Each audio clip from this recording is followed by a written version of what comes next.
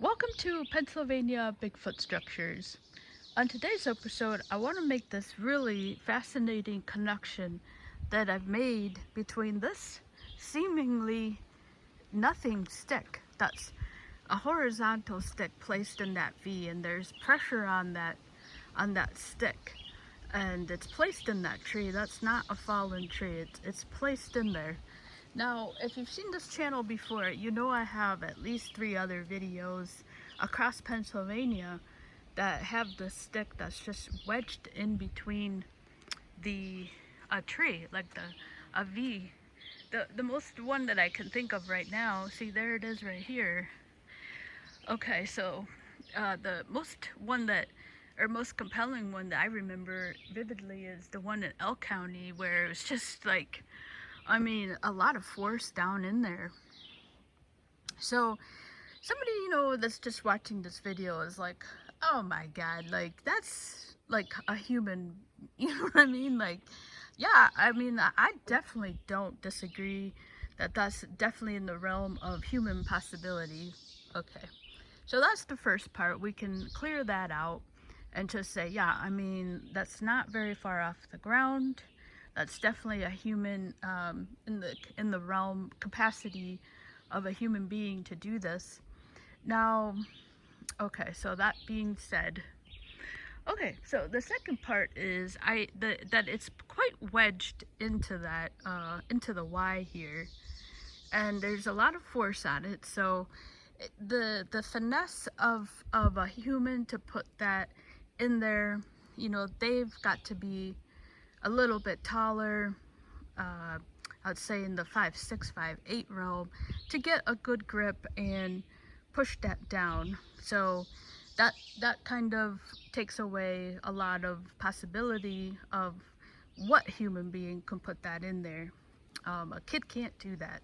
So we can rule out kids, like a Boy Scout camp or something, doing that. So it's going to take a person that has strength, and I think of a certain height, being around at least 5'6", to put that in there. Okay, so that being said, we can narrow down the amount of people that can successfully wedge that in there, because it is wedged. It is wedged. Not only that, and then we have to rule out nature, and that is definitely ruled out, because I can't say it's impossible for that to do that, but I definitely think it's improbable for that to be absolutely parallel to the ground and wedged in there. So you would have to have quite an amount of force to come down and push that in there if that was nature. And we don't have that kind of weather here for that to fall down and just be compressed into that wedge there. Okay, so that is what we're ruling out here. Now, and then what's subjective is that I have seen this at least 3 times, and I have put them all on video on this channel. And okay, so that's what I've seen. I've definitely have seen this type of marker, if you will, that is horizontal, wedged into a double V, a double V trunk like this. Okay, so I guess I'm at like the 3rd or 4th point, which is, so I am on a trail here that I had no idea existed. So I guess I'll start there, is that I am near the Asterik, which is like my grand finale point. So that is the most amazing part of this little thing here. Now, yes, so I am there, and I am on a trail. I had no idea this trail existed. So I was here about a month ago, and I can't say how much that this has grown in. This was not like this a month ago. And so I came up here, and I walked for 2 miles down there.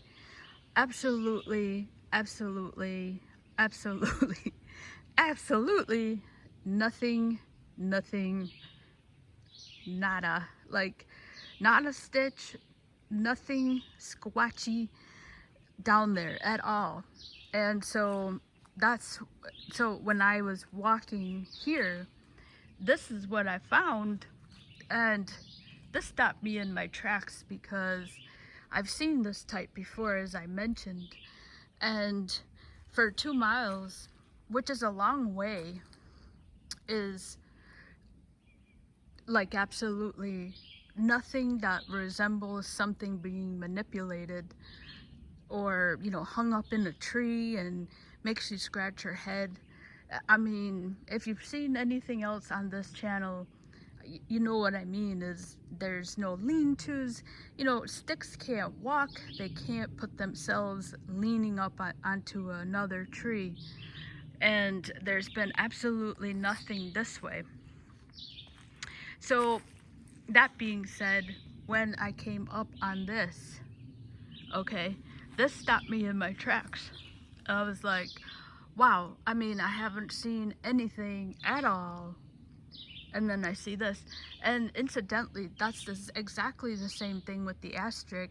You know, geez, like, going up on the other side is at least 5 miles in. And then all of a sudden you have the Asterik, the fire stack, the geometric corral, the, what else?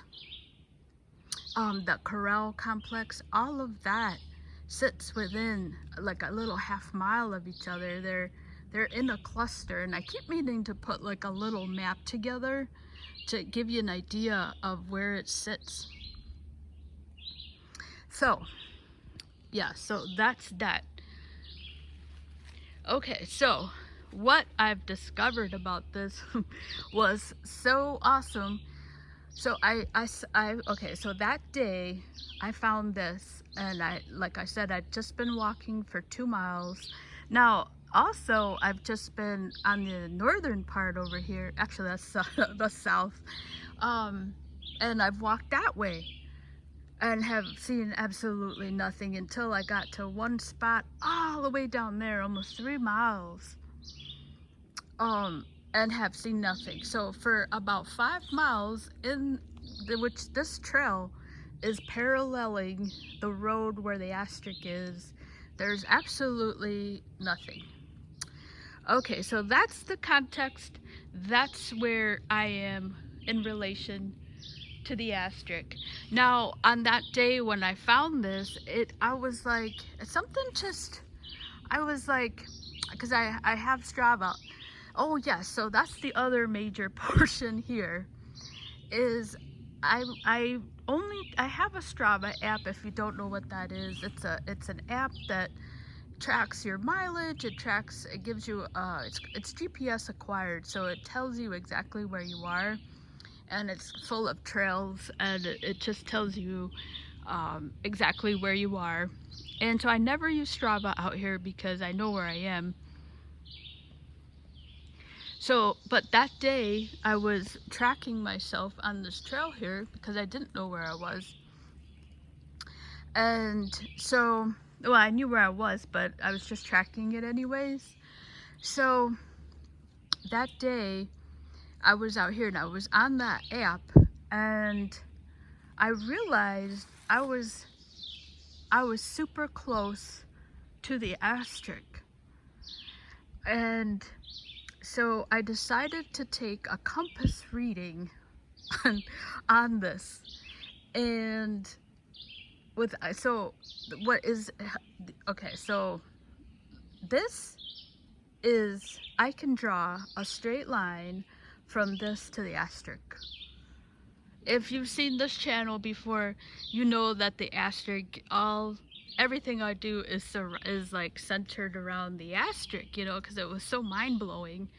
So this is parallel to the Asterik, and so I'm trying to figure out, and what I think I'm going to do is show the elevation, try to somehow take a picture of the elevation with my iPod and without giving away my location, because there's no way for me to prove that I like to show things on this channel.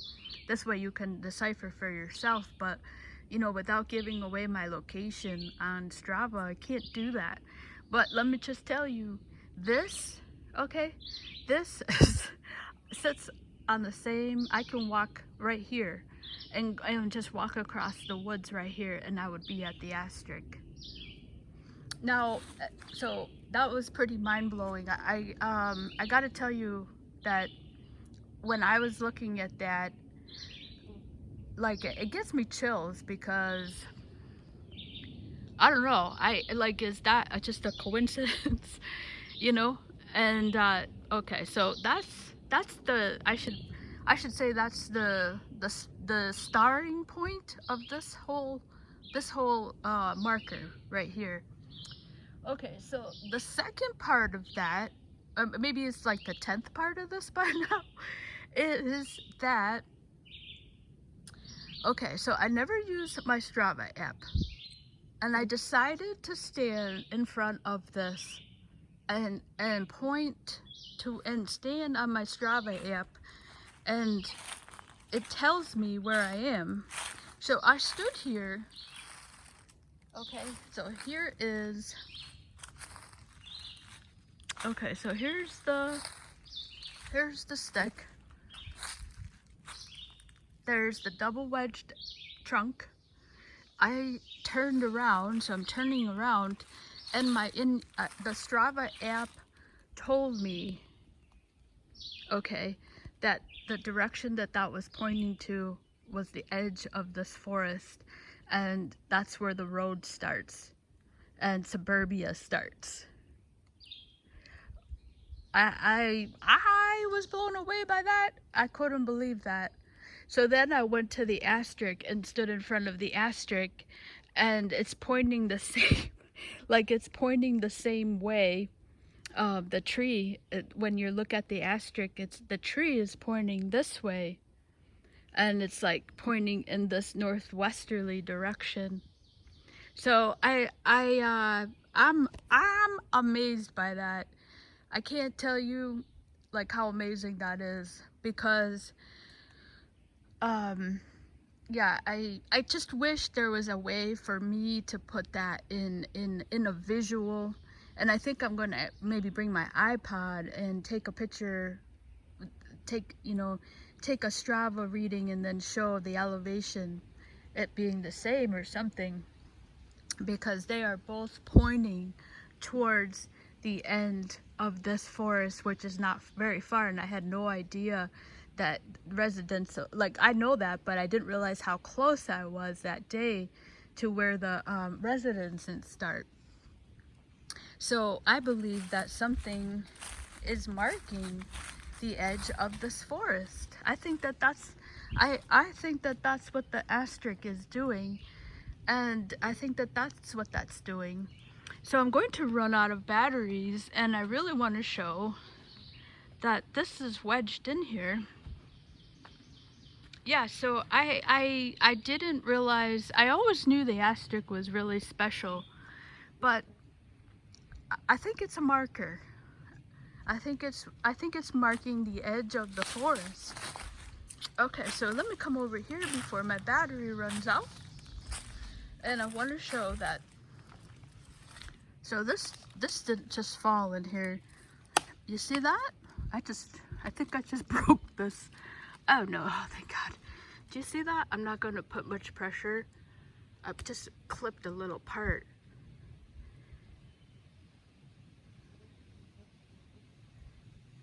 So that's like a lever.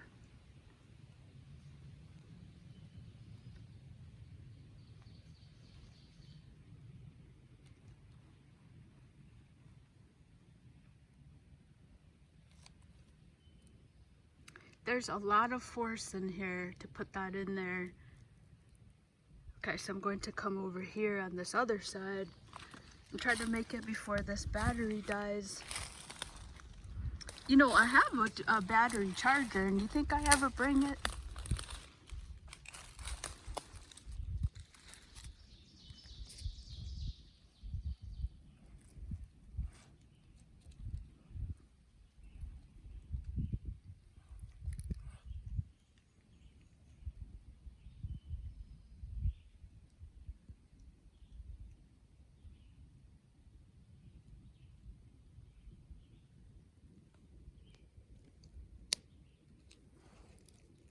could see there, that's where the force is there. See how thin that is?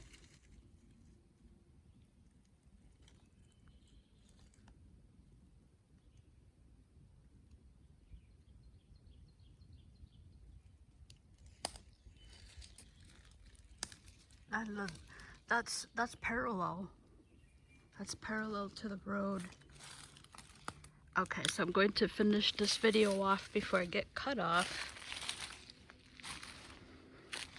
Yeah, this is not something I see all the time. Like I said, that's got to be number 3 or 4 across Pennsylvania. So that's definitely marking something. And when you stand in this direction, it's telling you that the end of the forest is over here. And then this is situated. If I walked this way, just a straight line over here, I'm going to get to the Asterik.